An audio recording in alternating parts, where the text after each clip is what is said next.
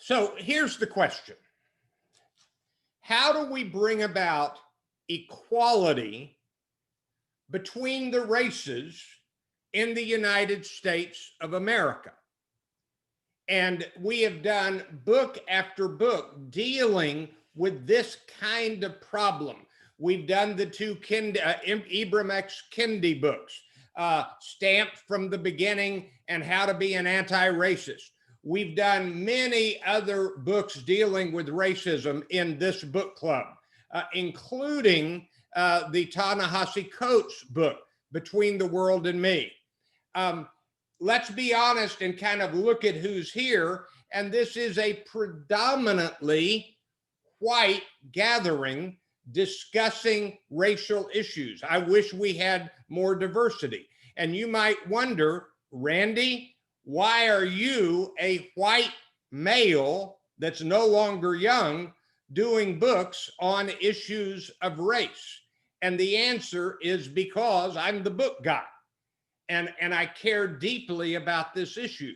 But we have had on other occasions people join us, including Michael Waters and a number of others who have spoken about kind of the implications of racial issues in Dallas.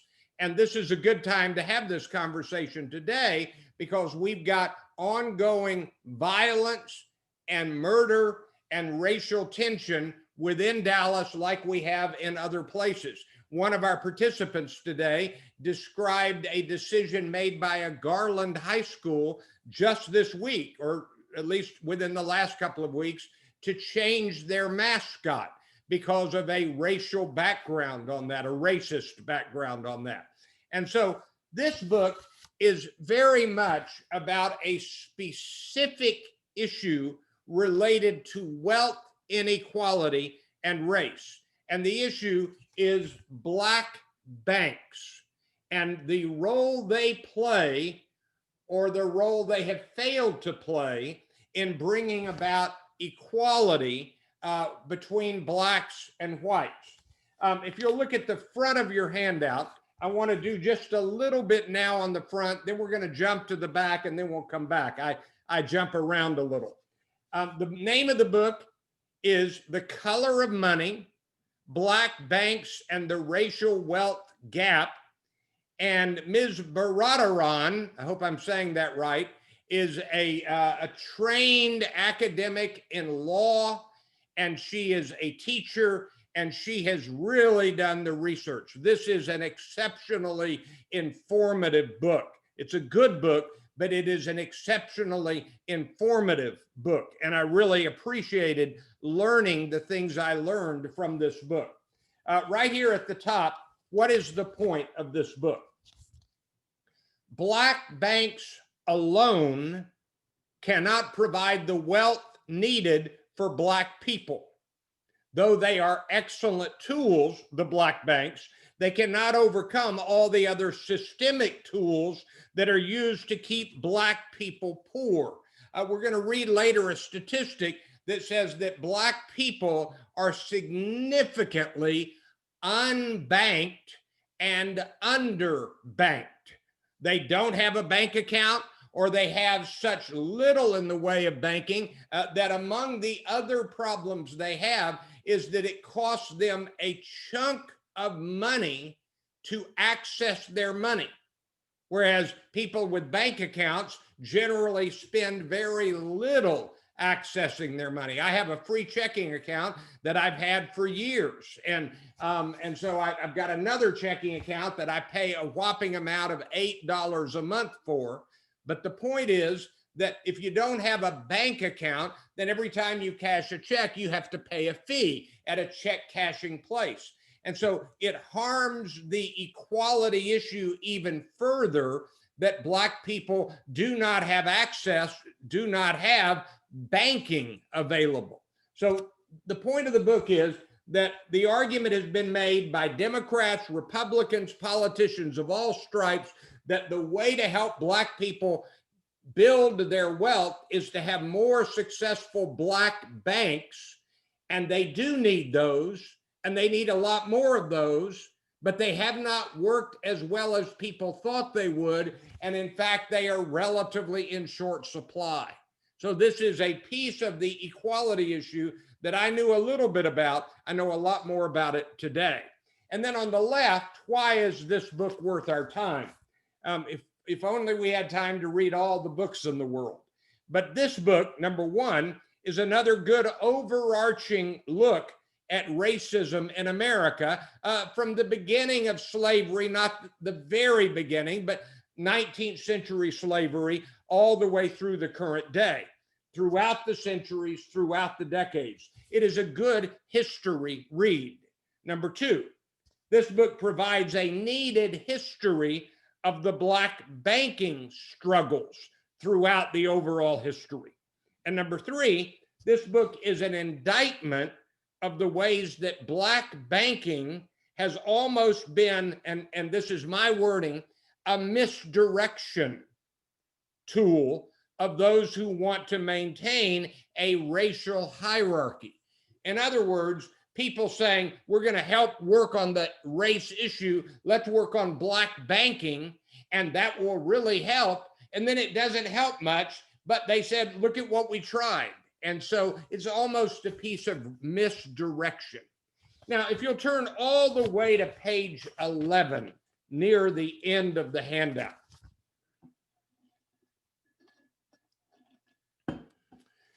On the left, there are some quotes from the book with one excerpt from me. And all of these have been interspersed throughout the book. The first one I selected was, America has given the Negro people a bad check, a check which has come back marked insufficient funds. That's in Dr. King, I Have a Dream, August 28, 1963. If I had time, I'd tell you the whole story. That was kind of the dominant thought of the speech he wrote, and he reached a magic point in the speech where he pushed his manuscript aside and started the riff on I Have a Dream. He was talking about overall equality.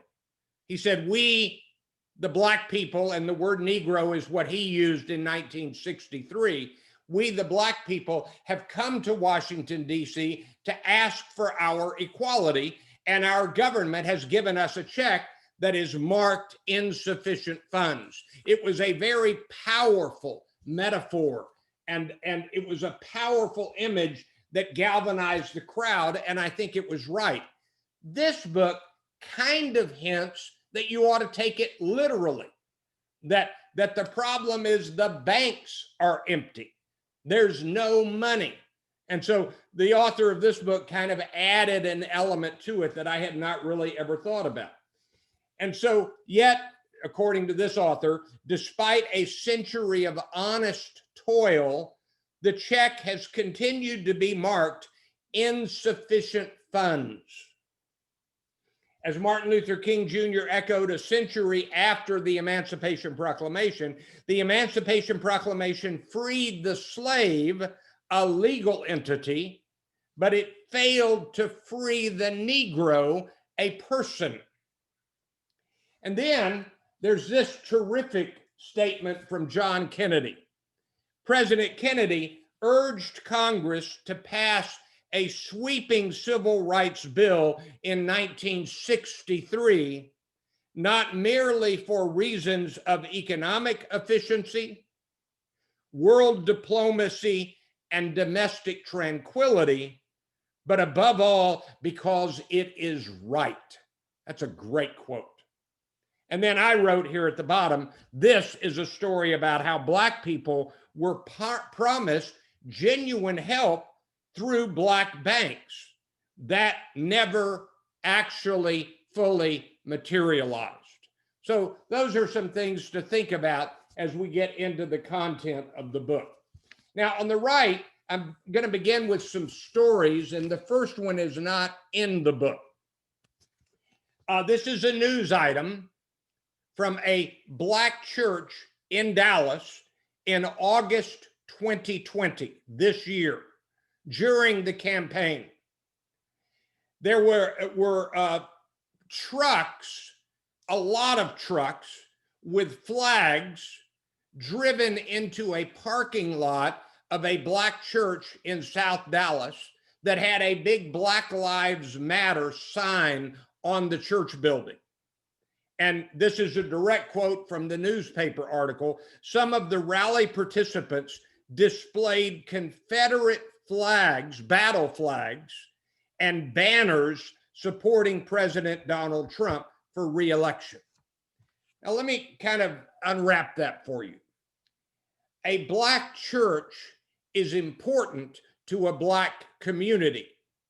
There's a long history of attacks on black churches. In recent years, there have been some black churches in Texas and Louisiana that have been burned to the ground by obviously racist attacking people.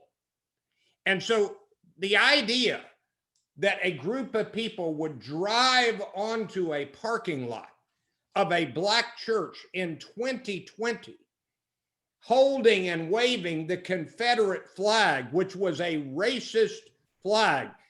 It's been other months that I've talked about the cornerstone speech and the white supremacy at the absolute center of the Confederate nation. And so this happened this year. And I thought of it when I read this quote from the book. It should be in italics. After Nat Turner's slave revolt in 1831, Southern legislators passed laws forbidding blacks from preaching or congregating in their own churches. There was a period of time when it was against the law for black people to congregate at black churches in the South. Now, the next story. It's the story of the Freedmen's Savings Bank, and it was on Pennsylvania Avenue in Washington, D.C. That's the picture I showed you, and the first one was the original building. Here are a few quotes from the book. The Freedmen's Savings and Trust Company, also known as the Freedmen's Savings Bank, was the first and only savings bank created by the federal government. The purpose of a savings bank was to hold money instead of growing it through lending.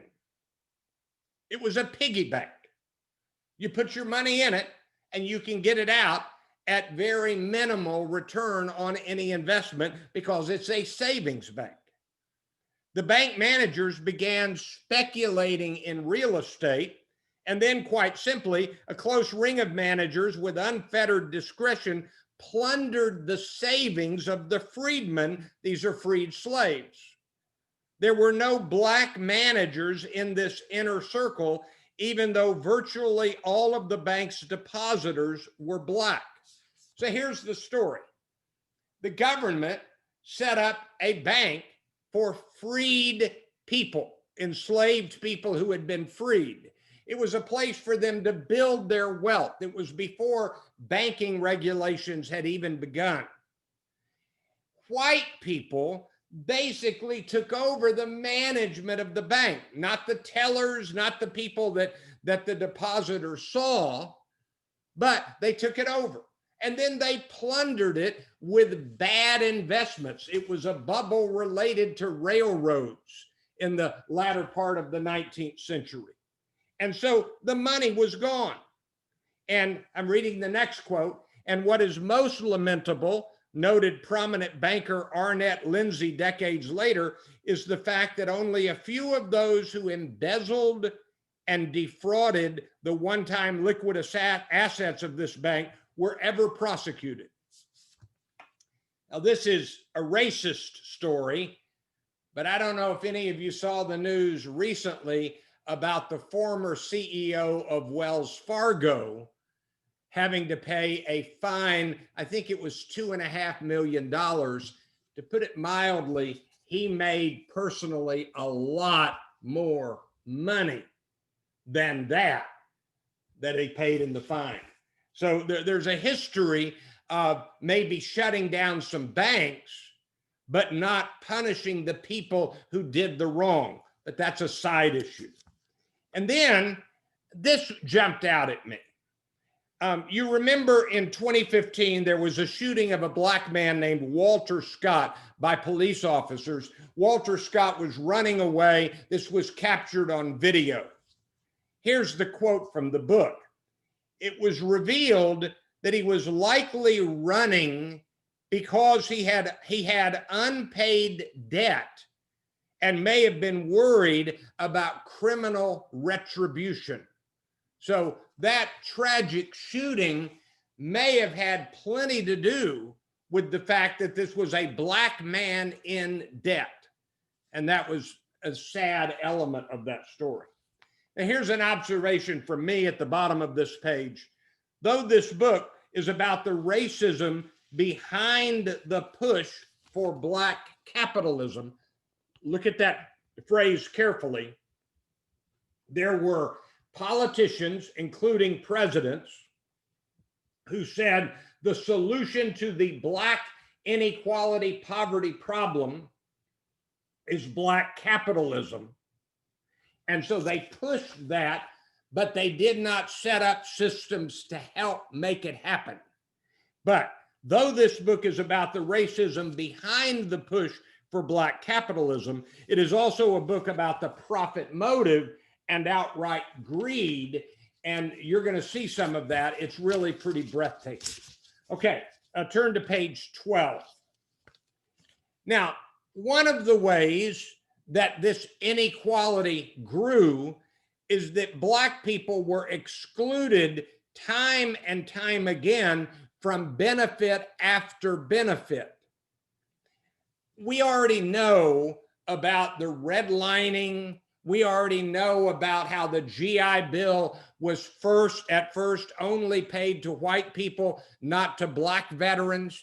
We've learned some of the more modern versions of this. This book told me more about it. Let me read you these quick quotes, and then I want to comment a little more. The bootstraps they were given were government guaranteed mortgage loans from which black people were excluded. So that's a discussion of government programs for white people, but not for black people. The hand that drives black poverty is not a natural and invisible one, but rather the coercive hand of the state that has consistently excluded blacks from full participation in American capitalism. Let me give you a modern example. Did you know that it was in the 1990s? The president was George H.W. Bush before Augusta National Golf Club accepted its first black member. So no black members of the most prestigious golf club maybe in the country. No black members until George H.W. Bush was president. And yes, no women members until well past the year 2000. So think about all of the business connections, all of the business conversations that go on at a golf club and a golf course that black people were excluded from. And that happened to be something I thought of in the news this week with the Masters going on. So lots of ways that black people were excluded from American capitalism.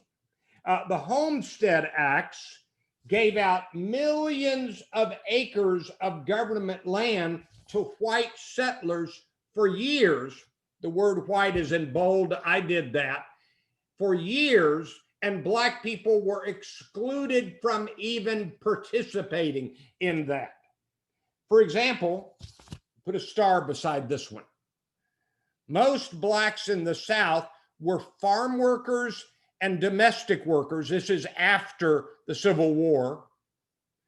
In devising legislation that regulated work hours, enabled unions, set minimum wages, and established Social Security, the Southern Bloc excluded both groups and thus the majority of black Southerners from the protective legislation. You could not be a farm worker or a domestic worker and get Social Security in the beginning, because that was Black people's work, and Southern politicians, Democrats at the time predominantly, kept them from getting those benefits. Capitalism, specifically Black capitalism, became yet another rhetorical weapon used to rationalize economic inequality. So, kind of remember the quick history. Black people were not full human beings. They were counted as 3/5 of a person originally in the original census. Not full human beings. We had a civil war.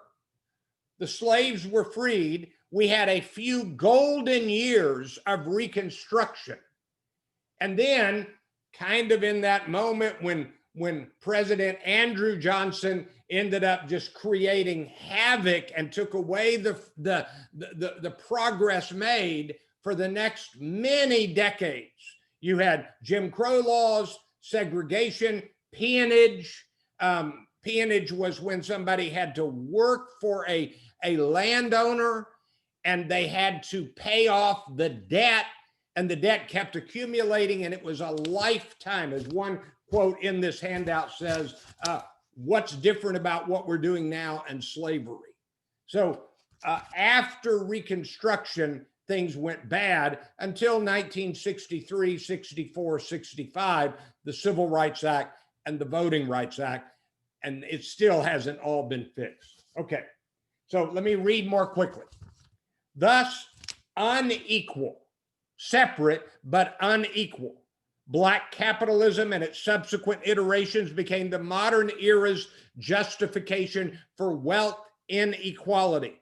It used the materials available, commerce, credit, money, segregation, to regenerate inequality.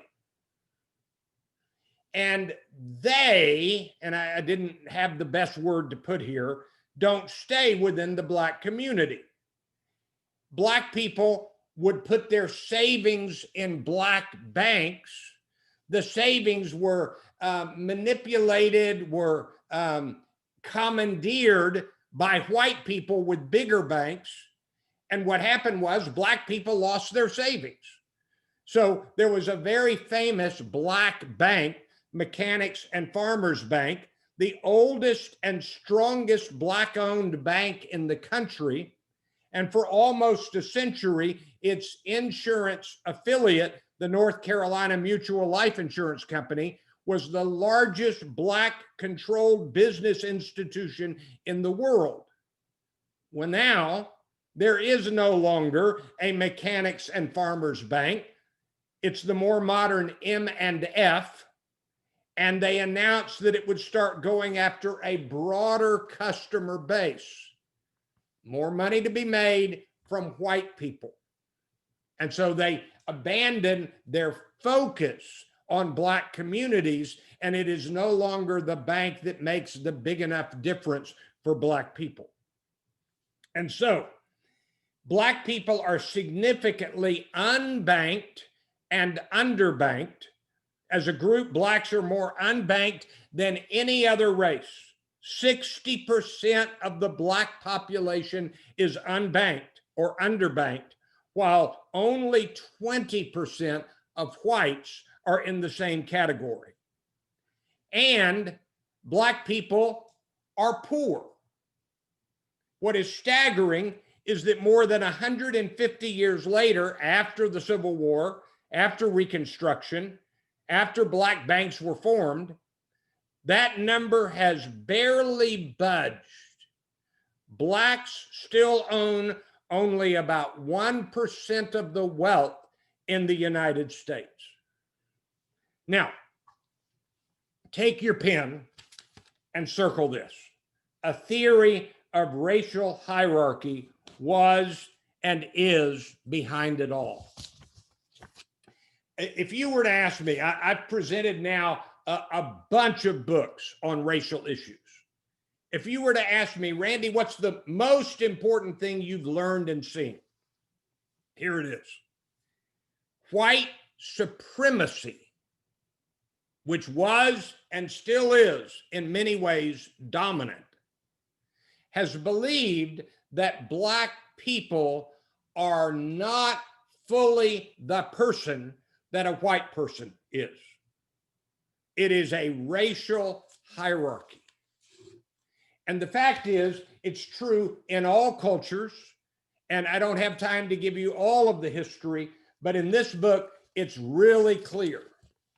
A theory of racial, I'm reading now from the handout. A theory of racial hierarchy was used to explain away the dissonance. Blacks had to be seen as subhuman. Not only were slavery and white supremacy condoned by God, but it was seen as God's will that white men exploit the labor of the Black race. Write this down in the margin, the curse of Cain. That was viewed as legitimate by Southern Baptist Church of Christ people throughout the South. W.A. Criswell of First Baptist Church of Dallas at one point believed in that. It was a racial hierarchy. God is punishing Black people. Their rightful place is that of subservient, even slave. That's the idea. And it was believed by many. And since slavery was premised on white supremacy in a racial hierarchy, an ideology avowed across the country and not just in the slaveholding South, even freed Blacks were restricted from full participation in commerce. They couldn't do the same work. They couldn't work in the same jobs. They couldn't go into the same banks. The 1857 Dred Scott case, which held that no Black individual, free or enslaved, could claim full American citizenship. Unfortunately, when the New Deal came along, most of the significant New Deal policies were administered in such a way as to maintain the South's racial hierarchy all over the country, which meant an almost categorical exclusion of Blacks from government subsidies. And then note this. Black banks are expensive to run. Why are they expensive to run? Number one, the deposits are smaller. The depositors have less money.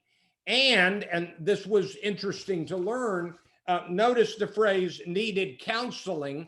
The average Black depositor didn't really understand what a bank was. Didn't understand. They were worried about could they get their money back. And then when some of the banks failed, now you have multi-generational distrust of the banks. It's kind of the same things that's happening a little bit with the vaccines. If you're not aware of this, the United States government has apologized for and acknowledged medical experiments in all sorts of ways on Black people without their knowledge. And so there's a great distrust of losing the money in banks, of the banks being abused or manipulated or stolen from, and they didn't really know how it worked anyway. Turn to page 13. Now, we get to Nixon and Reagan, but in reality also Jimmy Carter, and in reality, plenty of Democrats. As the radical Black movement gained momentum, it was met with a strong white backlash, which President Nixon rode into office. Let me remind you of the chronology. In 1960, John Kennedy was elected. In 1964, Lyndon Johnson was elected. In 1964 and 65, as Lyndon Johnson promised, we had the passage of the Civil Rights Law and the Voting Rights Act. Then along came the Vietnam War. It started earlier, but it really heated up. And Johnson lost some of his clout, some of his leverage. And so the 1968 housing bill was not as strong as the 64 Civil Rights Bill and the 65 Voting Rights Act. And then in 1968, and it's hard to remember this,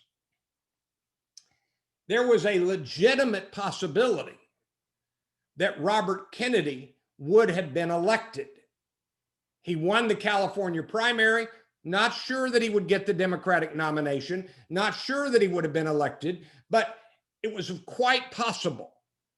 And as you know, he was assassinated in the Ambassador Hotel right after winning the California primary. Nixon was elected. And so the racial movement momentum for the betterment of Black people ended right there. And so Nixon rode that into office. Faced with a political quagmire, I'm reading again, the politically savvy Richard Nixon was able to neutralize Black resistance without sacrificing the Republican coalition built on the Southern strategy. The strategy included opposing all forms of legal race discrimination. Now, this is maybe as important a line in the book as any, so circle it. The strategy including opposing all forms of legal race discrimination while rejecting any government effort at integration. So we're going to get rid of the kinds of things that are overtly wrong, but we're not going to help implement the things that would make things better. And so the Black militants would be met with law and order, and anti-poverty efforts were curtailed on the grounds that they were costly and created dependence on the state. And then along comes the subprime lending crisis that culminated in the collapse of 2008. And let me read this. Black people, this is my wording of what the book said, Black people that were eligible for better loans were marketed to and sold subprime loans, especially by Countrywide, owned by Bank of America. Here's what they did. They would set up shop and they would market and they would sell subprime loans to people, including a lot of Black people, who had built enough credibility and financial strength to have qualified for a prime loan, not a subprime loan. And if you're not aware, Countrywide was caught. It was a massive scandal, but the people with the loans lost their houses, lost their equity, lost a ton. Okay, it's 1:16. Turn to page 2, and I'm going to read not anywhere near as many as I would like to, but I'm going to read a bunch of these excerpts from the book, the best of Randy's highlighted passages. I'm sorry, got a page 1. I forget this handout's different than my other handouts. Page 1, bottom quote, number 5. Banks are the drivers of wealth creation for any society. What this history reveals is that Black and white Americans have had a separate and unequal system of banking and credit. Black people didn't have the same accessibility. They could not get the same kinds of loans and help. Turn to page 2. Number 11. So politically successful was the promise of Black capitalism that every administration since President Nixon has adopted it in one form or another. Every one, Ford, Carter, Reagan, Bush, Clinton, let me remember, Clinton, Bush, and Obama, all of them have. All right, number 12, the idea of community self-help, valuable as it was when there was no other choice, has been deployed cynically at several pivotal historical moments to thwart other more direct answers to the racial wealth gap. Number 14, black banks promised to control the black dollar and grow it. Number 15, blacks must control the economy of our community, said Malcolm X. President Reagan believed that black enterprises are especially important in neighborhood economies where the dollars spent have a beneficial multiplier effect. If that were only true, Malcolm X believed in it, Martin Luther King Jr. believed in it, Ronald Reagan believed in it, but it did not and does not materialize. All right, number 20, as the overall American economy grew by leaps and bounds, the urban black economy became locked in a state of perpetual depression. All right, let me look here. Yeah, look at the next quote, number 21. The dilemma faced by black banks is highlighted when contrasted with the viable banks created by Italian, Jewish, German, Irish, and Asian immigrants. Top of page 3. None of them was systematically, uniformly, and legally segregated to the extent and for the length of time the black community was. What was formerly the Bank of Italy is now the Bank of America. They left the ghetto first, and they did so only after being accepted as white. Simple story here. Italians needed a bank, Italian Americans. They started a bank, the Bank of Italy. It spread, it grew, other people started using it. They renamed it to Bank of America, and I'm going to make the assumption you've heard of Bank of America. It's big. No black bank has had that path. None.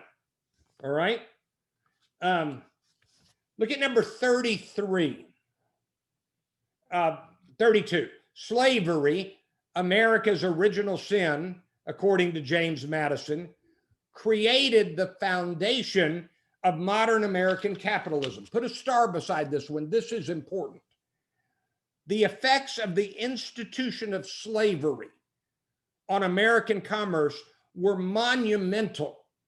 3.2 million slaves were worth $1.3 billion in market value, almost equal to the entire gross national product. So don't let the figure 1.3 billion be what sinks in. Imagine that it were 19 trillion.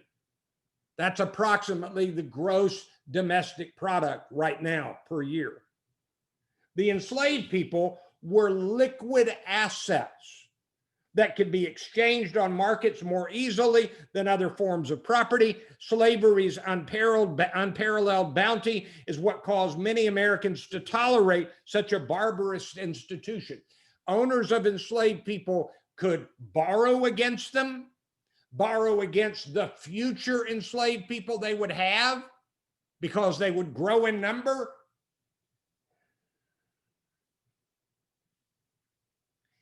Are you aware that it was common for white slave owners to rape enslaved women?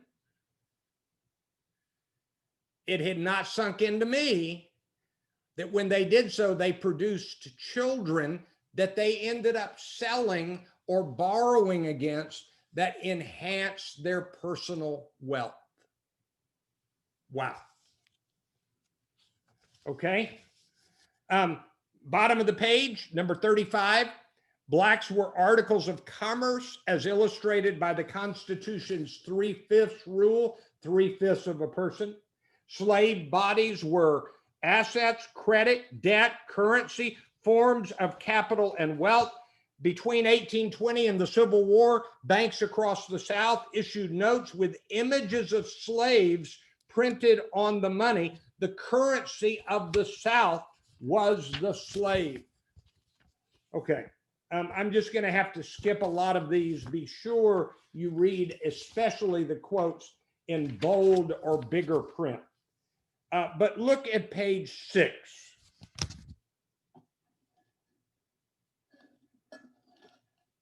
Number 71. Freedmen, freed slaves, were prohibited in many states from hunting or fishing, which prevented them even from exploiting natural resources for survival. Southern entrepreneurs used the criminal justice system to re-enslave thousands of black men and work them, usually to death, in abhorrent labor camps. Put a star beside number 73.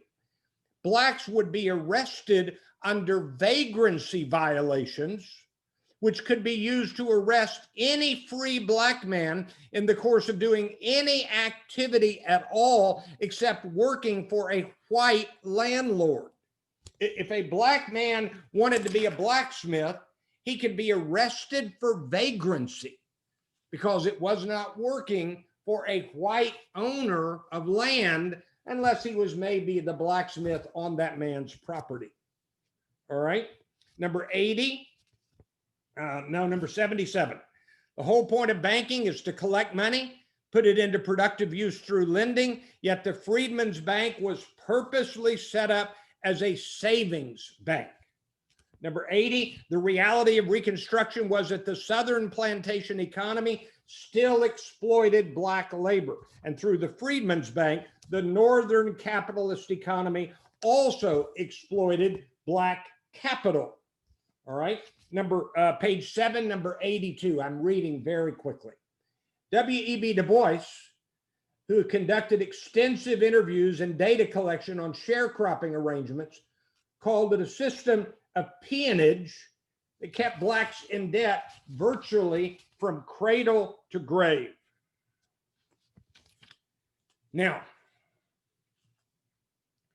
remember the centrality of racial hierarchy. I want you to look at number 88, and I've got bad news. This is not the only guy who thought this.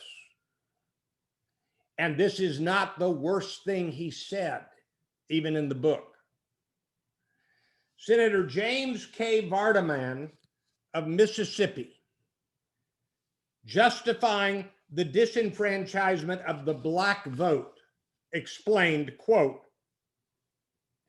"I am just as much opposed to Booker Washington as a voter with all his Anglo-Saxon reinforcements as I am to the coconut-headed, chocolate-covered, typical little coon, Andy Dotson, who blacks my shoes every morning.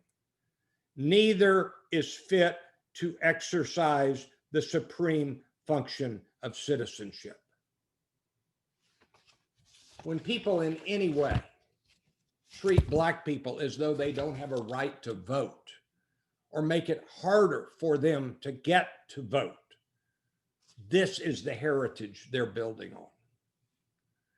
Okay. Turn to page 9. I think it's the last quote I'll read because we're about out of time. Number 114 on page 9. Today, black families have an average net wealth of $11,000 compared to a white family's average of $141,900. The wealth gap exists at every income and education level. On average, white families with college degrees have over $300,000 more wealth than black families with college degrees. Well, not much comes out good in this. J.P. Morgan, Chase, Wells Fargo, the history is long. Turn to page 13, my 5 lessons and takeaways. Number 1, this is Randy Mayeux's 5 lessons and takeaways. White people need to care about this. And they need to find a way to make other and all white people care about the real world struggles of Black people, especially the economic struggles. I wish that were not true. In the book by Sheryl Sandberg called Lean In, she basically says that until women reach equality, they're going to need the help of male allies. Well, until Black people reach equality, they're going to need the help of white allies. The help, but not any kind of we're better than. Number 2, stronger Black banking would be a really good thing to bring about, but it alone will not be enough. Number 3, greed and the profit motive have led people to use and abuse poor people to build greater fortunes, especially poorer Black people. And that is exactly the story of the subprime mortgage crisis. Number 4, the problem of wealth inequality, especially as it relates to Black people, is a complex problem. Good intentions are not enough. Demanding better work ethic is not enough. We need systemic solutions to a very systemic problem. And number 5, and maybe we just need to be a little more vocal with this phrase, that is racist. Do you realize that basically no racist people, and I believe there are some, acknowledge that they are racist? They say, I'm the least racist person in the room. Ibram X. Kendi says, you're either racist or anti-racist. There's no such thing as non-racist. So that's the book, The Color of Money, Black Banks and the Racial Wealth Gap. I hope you found this useful. Thank you very much for coming. We're going to leave the microphones on for a while, but I'm going to stop the recordings and you can unmute yourself. Thank you for coming. Asia has some announcements first. So Asia, it's all yours. Thanks, Randy. Can we just give a celebration again to Randy and all of his work? So excited every time he is here. It gives us so much word. I want to tell you guys about the last book club. So again, the book of the year is at the end or December 17th. And then at the next meeting, I will be giving out the list for emailing out the list in January for the books for next year. So if you are on the RSVP list, you will get all of the books for next year. And I just want